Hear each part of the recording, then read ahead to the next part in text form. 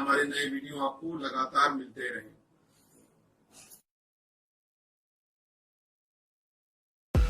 नमस्कार दोस्तों, धर्म रहस्य चैनल पर आपका एक बार फिर से स्वागत है। भक्त सागर के प्रेम और विवाह की कहानी का भाग एक आपने अभी तक जाना। अब आगे जानते हैं कि आगे उस साधक के जीवन में क्या घटित होता है। साधक इस बात को समझ नहीं पा रहा था कि यह सब कुछ कैसे हो रहा है, इसलिए उसने स्वयं माता से पूछने की कोशिश की और स्वप्न में एक स्पष्ट नाम उसे संकेतित हुआ, यही जीवन साथी तुम्हारी होगी। उस नाम को सुनने के बाद उसे आश्चर्य हुआ, क्योंकि इस लड़की का वो नाम नहीं था। लेकिन जब उसने पता किया तो फिर आश्चर्य में पड़ गया, क्योंकि उसके वास्तविक स्कूल का वही नाम था। इससे उसे यह तो स्पष्ट हो गया कि माता का जो संकेत है वह सच है। इधर सगाई की रस्म में उसने उस लड़की को अपनी तरफ से गिफ्ट में एक मोबाइल दिया। लेकिन कुछ चीजें कभी कभी करने पर भी गलत हो जाती हैं। वैसा ही यहाँ पर हुआ था। असल में हुआ यह था कि अमेज़न कंपनी से मंगाए गए उस मोबाइल में खराबी थी, तो एक दो बार ही कोशिश करने के बाद मोबाइल स्विच ऑफ हो जाया करता था। लड़की इस बात से बड़ी परेशान थी। उसकी सहेलियों को जब ये बात पता लगी, उसने भी इसे खूब चिढ़ाया और कहा कि मोबाइल भी दिया तो इतना बेकार, कैसे निभेगी तुम्हारी आगे की कहानी। लड़की के लिए सब कुछ नया था, क्योंकि वो तो घर से निकली ही नहीं थी। फिर एक दिन लड़की ने सोचा कि चलो अब पहली बार बात तो किया जाए, पर बहाना तो कुछ न कुछ जरूरी था। आखिर किस बहाने से पहली बार बात किया जाए? मोबाइल तो मिल चुका है। लेकिन अभी बड़ा समय है, क्योंकि परिवार वालों ने यह तय किया था कि लगभग सगाई के 10 महीने बाद ही शादी होगी, और यह बड़ा लंबा समय था। इसलिए अब एक दूसरे को जानने और समझने के लिए यह आवश्यक था कि दोनों के बीच में वार्तालाप हो। लड़की और लड़का दोनों चाहते थे, लेकिन परिवार वालों ने मना कर रखा था कि बातचीत ज़्यादा नहीं करेंगे। पर यहाँ तो बातचीत अभी तक शुरू ही नहीं हुई थी। लड़की के मन में आया कोई ना कोई विकल्प तो निकालना पड़ेगा, आखिर कैसे बातचीत की जाए। इधर होली आने वाली थी, तो सोचा चलो होली पर ही विश किया जाए, और उसने पहली बार फोन अपनी सासू माँ को मिलाया। पर कहते हैं ना, कनेक्शन जहां जुड़ना होता है, बात भी वहीं होती है। साधक अपनी माँ के साथ में होली की खरीदारी के लिए निकला हुआ था। बाजार में उस वक्त वो काफी सामान ले रहा था। मम्मी का फोन बजते ही मम्मी ने कहा, देखो ये नया नंबर किसका है, तुम उठाकर बात कर लो, क्योंकि यहाँ पर बाजार में आवाज भी सही से सुनाई नहीं पड़ती है। साधक ने वह फोन उठा लिया और उधर से वही आवाज पहली बार उसे सुनने को मिली, मम्मी जी नमस्ते। यह आवाज को तुरंत पहचान गया और कहने लगा कि मम्मी तो मेरे बगल में खड़ी हैं। इतना ही सुनना था कि लड़की ने फोन काट दिया। लड़का सकपका गया कि आखिर इस लड़की ने फोन क्यों काट दिया। क्या मेरी आवाज सुन के इसे अच्छा नहीं लगा? अब क्या होगा? लेकिन तकरीबन 5 मिनट बाद दोबारा से फोन आया। इस बार भी फोन लड़के के ही पास था।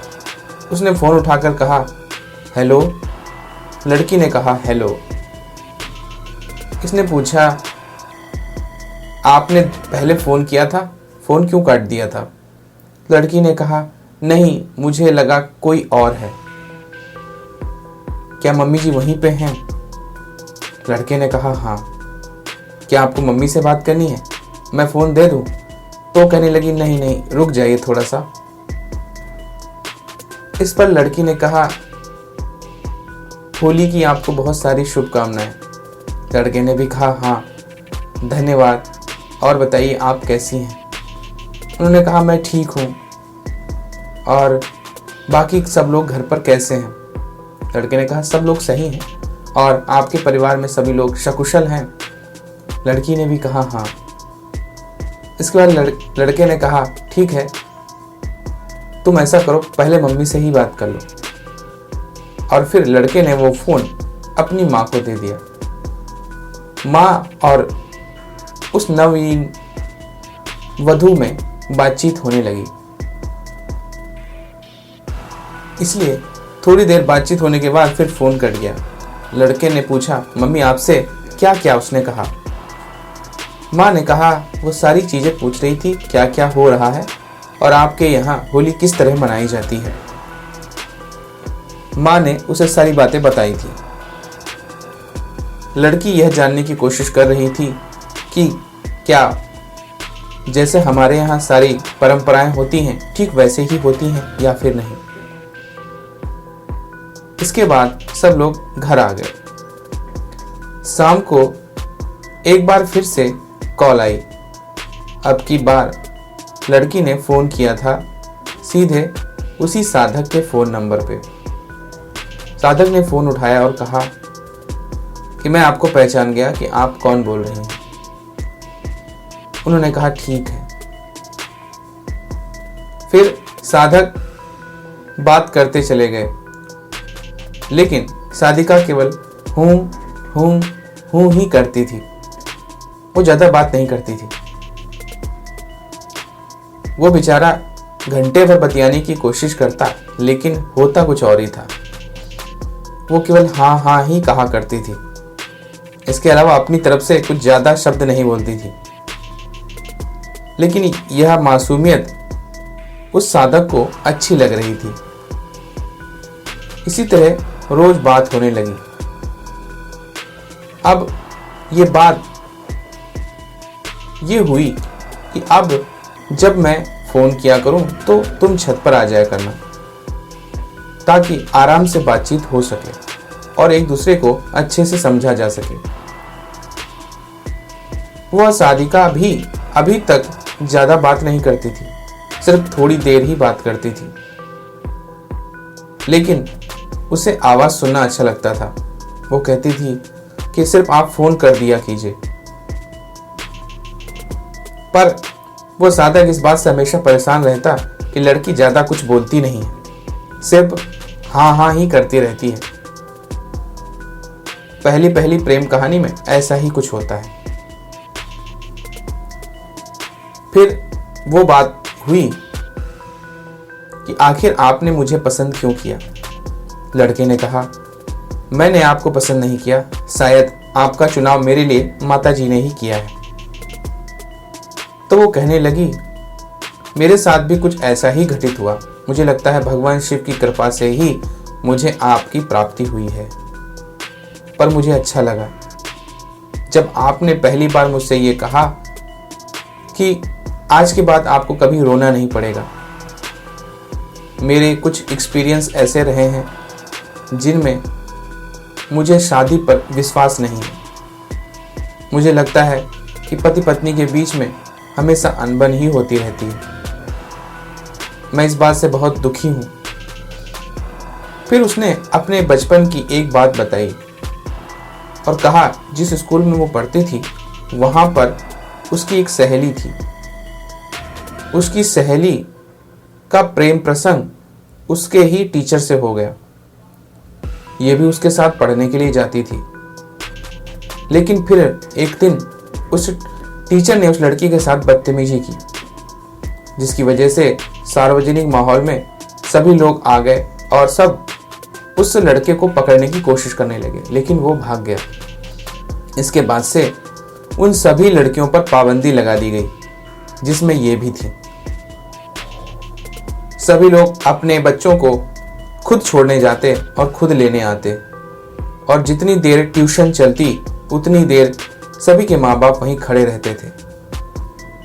इस प्रकार से बंदिश का माहौल आगे बढ़ा। इतना ही नहीं, इन्होंने बताया इसके बाद मेरे ही पड़ोस में रहने वाली एक स्त्री को जलाकर मार दिया था। उसकी चीखें सामने से उन्होंने सुनी थी। लड़की नई नई शादी करके घर आई थी। उसका पति शराब पीकर उसे रोज पीटता था। उसकी चीखें हम लोग स्पष्टता सुनते थे।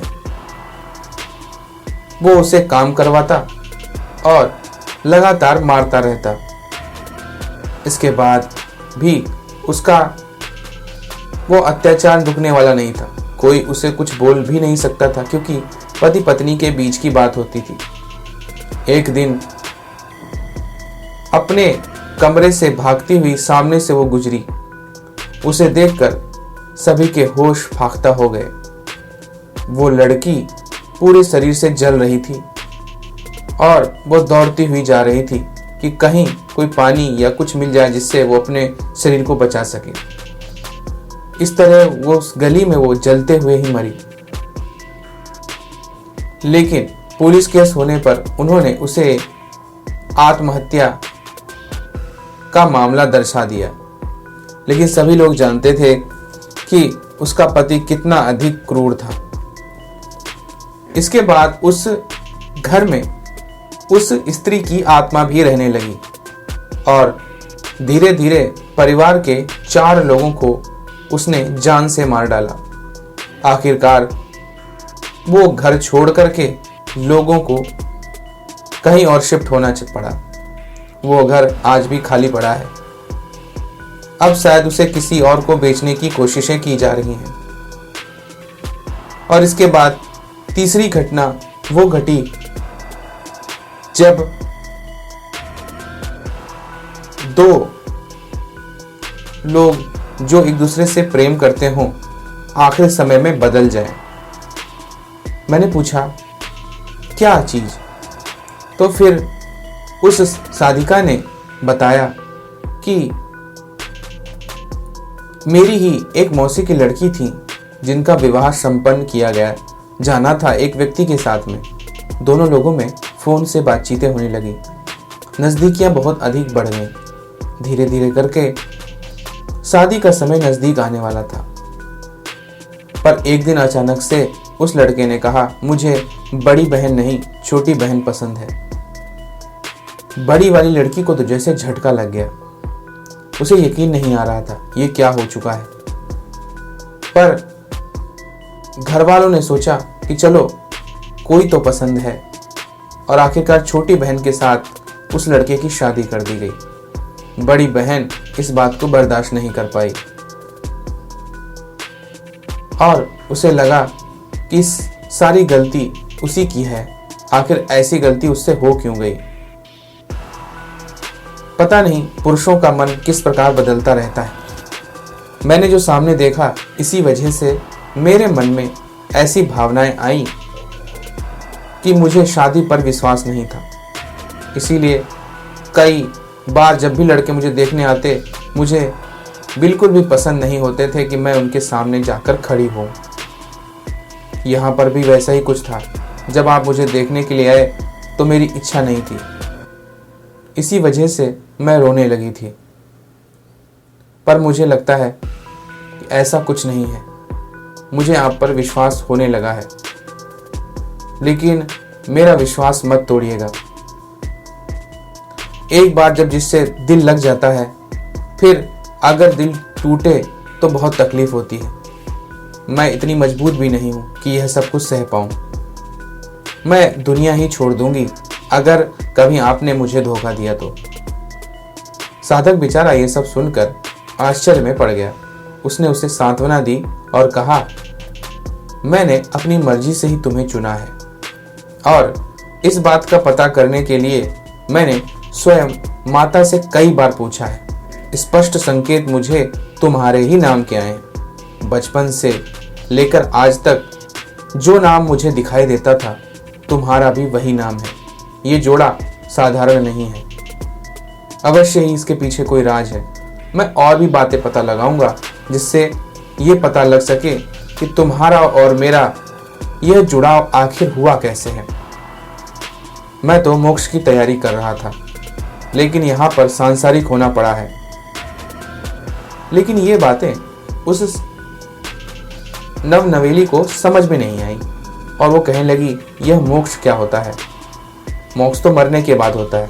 क्या आप मरना चाहते थे? साधक हंसने लगा। उसने कहा, मरने को मोक्ष नहीं कहते। असल में जनता सारे रहस्यों को जानती ही नहीं है। चलो कोई बात नहीं, धीरे धीरे तुम्हें आध्यात्म सिखाऊंगा। लड़की कहने लगी, ठीक है, सिखा दीजिएगा। जो भी चीजें हैं सब सिखा दीजिएगा। मैं पूरी कोशिश करूंगी कि मैं सबको अच्छी तरह से खिलाऊं, पिलाऊं और सबका ख्याल रखूं। साधक ने कहा, यह खिलाने पिलाने की बात नहीं हो रही है, यह आध्यात्मिक बातें हैं। साधिका कहने लगी, कोई बात तो होगी, अब आध्यात्म क्या है मुझे क्या पता। साधक सोचने लगा, अब क्या हो सकता है, इसे तो बहुत चीजें सिखानी पड़ेंगी। चलो कोई बात नहीं, सब कुछ समय के साथ में स्वतः ही सीखती जाएगी। साधक ने पूछा, क्या तुम्हें खाना बनाना आता है? वो कहने लगी, हाँ खाना मैं बना लेती हूँ, पर बहुत अच्छा नहीं बना पाती। क्या पता आपको पसंद आए कि ना आए। साधक ने पूछा, तुम्हें कौन सा भोजन सबसे अच्छा लगता है? तो उसने कहा, मुझे पूरी और आलू की सब्जी सबसे ज्यादा पसंद है। साधक हंसने लगा। साधक ने कहा, अच्छा ये बताओ मिठाई में क्या पसंद है? तब उस लड़की ने कहा, मुझे जलेबी सबसे अच्छी याद लगती है। साधक फिर हंसने लगा। उसने सोचा, पसंद भी है तो क्या, इतनी सिंपल और सोबर लड़की मिल रही है। चलो ठीक है, माता जी की जैसी इच्छा, उन्होंने जो भी सोचा होगा अच्छा ही सोचा होगा। तभी साधक ने एक बात कही, मुझे माता की तरफ से ऐसे संकेत आए हैं कि शादी आसानी से नहीं हो पाएगी, कुछ ना कुछ गड़बड़ी जरूर है और इस गड़बड़ी को हमें हटाना होगा। एक बात सुनो, मुझ पर पूरी तरह विश्वास करो, यह प्रेम कहानी इतनी आसानी से पूर्ण नहीं होगी, इसमें बहुत सारी रुकावटें आएंगी। ऐसे संकेत मुझे लगातार माता की तरफ से मिल रहे हैं। लड़की भी हक्की बक्की रह गई। वो भी कहने लगी, नहीं मुझे भी विश्वास है कि मैं इन सभी परीक्षाओं में सफल होऊंगी और आपको प्राप्त करूंगी। बस मुझे इतना पता है कि मेरे भोलेनाथ मेरी हर प्रकार से रक्षा करेंगे। मैंने कहा, अरे ठीक है, कोई बात नहीं, पर मेरी तो माता जी हैं और तुम्हारे तो भगवान शिव हैं। तो वो कहने लगी, अरे मैं भगवान शिव को बचपन से ही जपती आई हूँ। मैंने बचपन से लेकर आज तक हर सोमवार उनका निराजल व्रत किया है। तब साधक को लगा कि लगता है कोई साध्वी मिली है। वो कहने लगे, क्या सच में? तो वो कहने लगी, हाँ मैं बचपन से ही भगवान शिव को पूजती आई हूँ।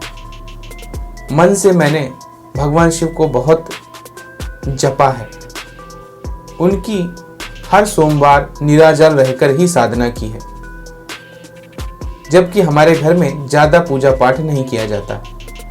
पर मेरा मन पता नहीं क्यों इस ओर हमेशा सा रहता था और यही प्रार्थना थी कि मुझे पति ऐसा मिले जैसे भोलेनाथ आप खुद हैं। जिस तरह माता गौरी को भगवान शिव की प्राप्ति हुई थी, उसी तरह मुझे भी मेरे पति प्राप्त हों। और तब साधक ने पूछा, क्या तुम्हें ऐसा लगता है कि मैं भगवान शिव की तरह होऊंगा? तो साधिका हंसने लगी और कहने लगी, अवश्य ही आप वैसे ही हैं, जहां तक मैंने अभी तक आपको समझा है। तो साधक कहने लगा, लगता है मैं माता गौरी की तरफ से हूं और तुम भगवान शिव की तरफ से, तभी तो मैं नवरात्रि में पैदा हुआ हूं और तुम भगवान शिव की उपासिका हो। साधिका ने कहा, ऐसा नहीं है, सिर्फ आप ही नवरात्रि में नहीं पैदा हुए, मैं भी शिवरात्रि के दिन ही पैदा हुई थी। साधक और भी आश्चर्यचकित हुआ और उसने कहा, क्या सच में? तो उसने कहा, हाँ सच में, शिवरात्रि के दिन ही मेरा जन्म हुआ था, इसीलिए भगवान शिव को मैं बचपन से मानती आई हूँ। इधर साधक भी कहने लगा, मैं तो माता जी की पूजा के लिए ही बना हूं और मैं खुद नवरात्रि में ही पैदा हुआ था। इस प्रकार से दोनों लोगों में बातचीत आगे बढ़ती गई। साधक को इस बात का पता था कि कुछ तो गड़बड़ होने वाला है। इस शादी में सबसे ज्यादा खुश लड़की के दादाजी थे। अचानक से खबर आती है कि लड़की के दादाजी को हॉस्पिटल में भर्ती कराया गया है। उनकी तबीयत अचानक से बहुत अधिक खराब हो गई है। लड़का और उनका परिवार दादाजी को देखने के लिए जाते हैं और वहां पर उनकी हालत काफी ज्यादा खराब थी। अंततोगत्वा ये लगता है कि शायद वो नहीं बचेंगे और सच में केवल 3 दिन बाद ही उनके लीवर के फटने की वजह से और हार्ट में प्रॉब्लम आ जाने की वजह से उनकी मृत्यु हो जाती है। पूरे परिवार में शोक का माहौल हो जाता है। जो दादाजी सबसे ज़्यादा चाहते थे कि उनकी पोती की शादी वो देखें, यहाँ पर तो कुछ और ही घटित हो गया था। पोती भी उनसे अत्यधिक प्रेम करती थी और उससे ये बातें सहन नहीं हो रही थी। 13वीं की रात में लड़का उनसे फोन पर बात करता है, क्योंकि अभी तक का माहौल बहुत ही बुरा था। लड़की बात करते हुए रोने लगती है और कहती है, क्या मुसीबत आ चुकी है, दादाजी खत्म हो गए हैं और इस साल हमारी शादी है, ये सब क्या लगा हुआ है। साधक कहता है कि तुम्हें घबराने की जरूरत नहीं है, ये जिंदगी के नियम है, यह सब तो घटित होता ही रहता है।